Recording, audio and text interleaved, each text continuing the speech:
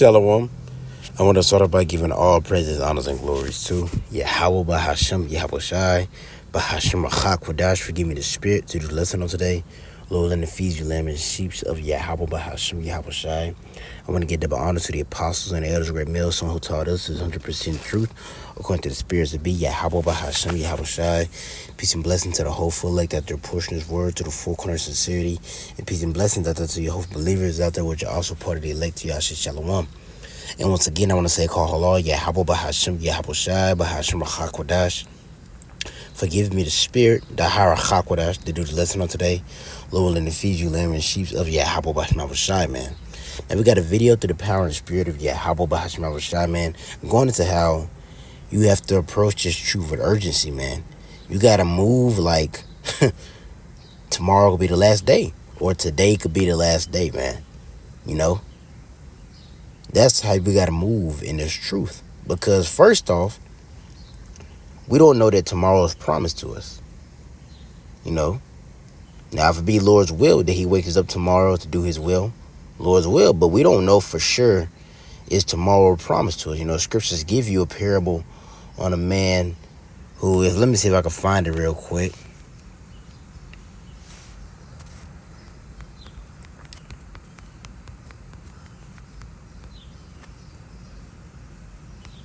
If I can find it, we're going to move on.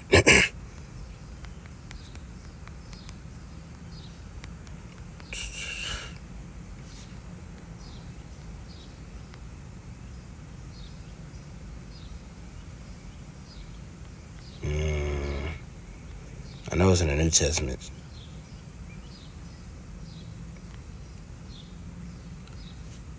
Okay, I can't find it, but because I don't want to take too long, but I don't got that much time. But I know that it's a parable that goes into how there was a servant or a man who pretty much took his riches and said that he, or his possessions. It was like, I'll be good, and he just stopped.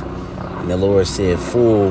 Loosely paraphrasing, the Lord was like, "You fool, you did not understand that I will require thy life the next day." So we don't know the Lord is going to require our life tomorrow. We don't know. So us understanding and knowing that we don't know if Yahweh Bashim Shai is going to require our life tomorrow, and even not even just that point. We don't even know scripture saying 2 Corinthians 9:1 measures at a time diligently itself. When I said part of the science path, which I told you before, then should I have every understanding this is the very same time when the highs will begin to visit the world which he made. So we know, even with just besides the aspect of we don't know for sure the Lord going to keep us here tomorrow. Shoot, looking at prophecy and looking at things going on in the news and looking at the state that the world is in, we understand that Yahweh Shai can make this start tomorrow, man. You brothers already seen, what the Iranian president, what I'm saying? Helicopter crash led to his death.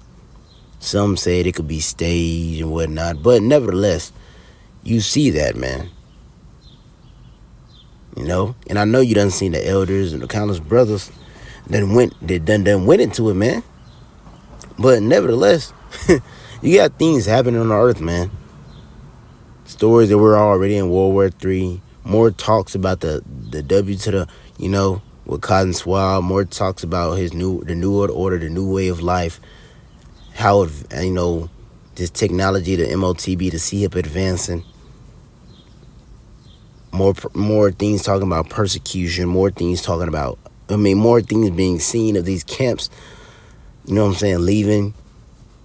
Not teaching, not proclaiming the whole truth, holding back, especially talking about Esau now. We see these things happening, man.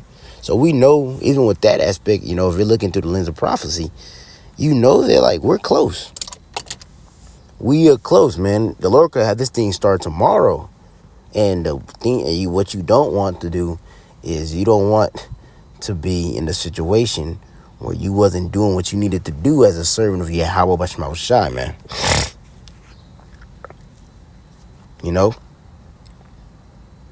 So I want to pull these couple scriptures a little and edify, but before I get that, I couldn't really find a good one. I was trying to find it, so we're just going to get the regular word, urgency, right? Now, when you get the word urgency, it says importance requiring swift action. And when you go into it, it says importance, top priority, imperatives, weightness, gravity, necessity, exigency, seriousness, hurry, haste. So you're supposed to be approaching this truth with a sense of urgency, a sense of necessity, a sense of it being the top priority, because it is. It is a necessity, and it is to be done in haste. You know? It is to be done in haste. And what does that mean? Like, oh, just no. That just mean that the type of mindset you want to have pertaining towards this truth. You don't want to have the mindset that, oh, you could be putting off, oh, I could study, oh, I could read tomorrow. No, read today. Read to now. Read now.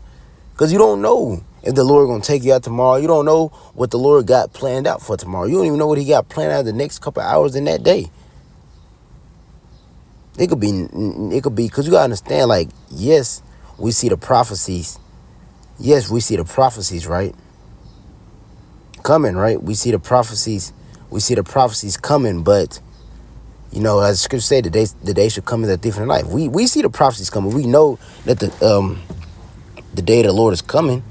We know these things are coming, but we don't know the exact hour. We don't know, like, oh yeah, the Lord said it's going to come at this hour at 5:30 on a Tuesday, or on June 2024. You know what I'm saying? We don't know the exact day, but we do know the things that are playing out on the earth. Something's going to happen here soon.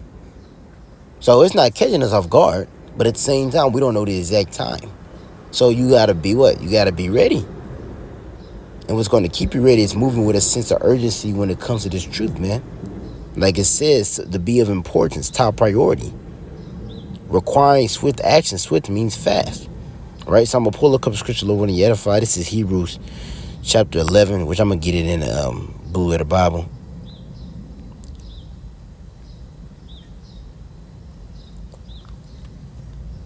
Slakia. It's Hebrews 11 and verse 6. It says, but without faith is it impossible to please him, which is him being Yahweh, you know what I'm saying, through his son Yahweh Shai. For he that cometh to Yahweh by Shema Shai must believe that he is, right? Yahweh, he is, he exists, and that he is a rewarder of them that diligently seek him, man. So I want to get that word diligently, because it goes into, I think it goes, if I'm not mistaken, I think it goes into pretty much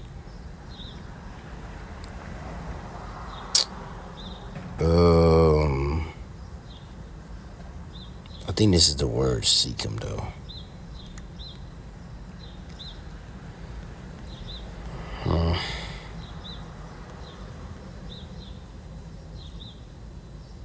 Let me see if this is the word.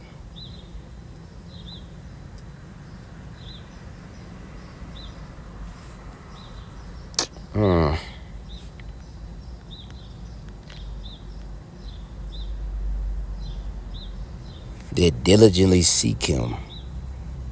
Let me see.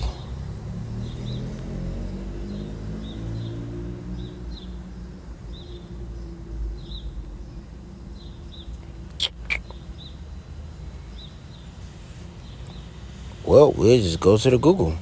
I hate when it does this.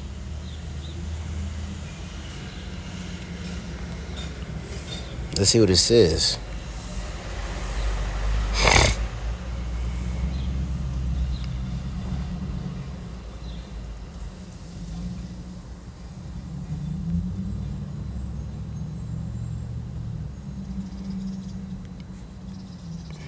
And let me just get the diligent.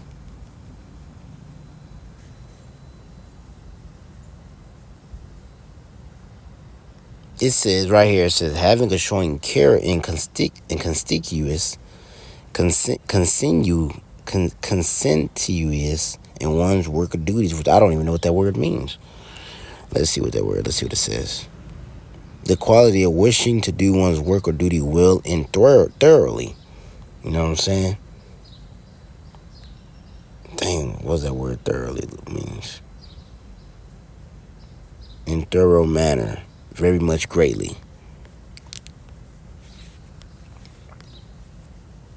Driven, busy, tireless. Ooh. Exciting, careful, consistent. And it says lazy, casual. So diligent is moving into, the scripture say be sincere, sincere, hardworking, carefully, thoroughly, earnest, persistent, zealous, dedicated. So if you really believe that Yahweh Shai, you know what I'm saying? If you believe that he's rewarded those that diligently seek him, and you understand that we're in the times of what? The times of refreshing here soon. You're going to move with a spirit of urgency. You're going to move with a spirit of dedication. Making sure you're doing what you need to do. Making sure you're putting, because what did it say about urgent? Top priority. Treating this thing with a sense of top priority. Which that's the spirit you got to be in. Treating this with a sense of top priority, man. Let me get another one real quick. Because time's running slim. You got to work. This is Ephesians chapter 5. Select for my voice. It's Ephesians chapter 5, verse 16. It says, redeeming the time because the days are evil. Right?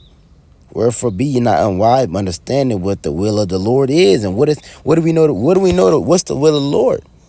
The Lord's in the time of judgment to set up his righteous rulership, man. The Lord wants to set up the righteous rulership. We understand that the Lord wants to set up his righteous rulership. We're in the times of him trying to set up his righteous rulership. Not trying. Even in the times of him doing it. Started by waking us up first. Now it's going to segue into him eventually revealing himself. Before he reveals himself, there's things that are going to play out. Jacob troubles, all types of things, man. Plagues. But it says redeeming the time because the days of evil. Redeeming time means to buy back. We're in the time period where we don't need to be sitting here wasting any time doing stuff that is not pertaining towards doing the will of the Lord. Now, do that mean every day, all day, 24/7 read? Nah, you still got to do your day-to-day lives, but understand that when it comes to this truth, there got to be a priority mindset to it. There got to be an urgent mindset to it. Not thinking that, it's not a priority. Because when something's priority, you move with a sense of urgency. Let's say you got to get to work. Not even work. Let's say you got an appointment. You got an appointment to get to. You're going to move with the appointment being a priority of that day. The appointment's at 10 o'clock that day. You're going to make sure you get up in a reasonable time where you can make sure you make it to that appointment on time. That's moving with this truth. That's relate that to the truth. That's how you got to be with this truth. It's a priority. Make sure that you make time out of your day to give the Lord what he requires of you. And every brother's portion is different. Brother might have 2 to 3 hours that he could get to the Lord. Brother might have to fit in the Lord the best of way ability, and it amounts out to being an hour. The Lord's not worried about the amount. He's worried about the effort and the dedication to trying to give him your time. That's what he's worried about. He goes to that parable about the woman. The poor woman gave like the penny, and the other guy gave like enough money, but he didn't give her his all. The Lord took her sacrifice higher. Why? Because the dedication behind it, the spirit behind it. So you got to move with a sense of urgency with all you got, especially understanding the times we're in, man. Especially with seeing that Iranian, World War II could start off tomorrow. It could start here next couple of days, man. And I'm going to get this one right. This is 2 Peter chapter 3. I'm going to get straight to the point. 2 Peter 3. Let me see.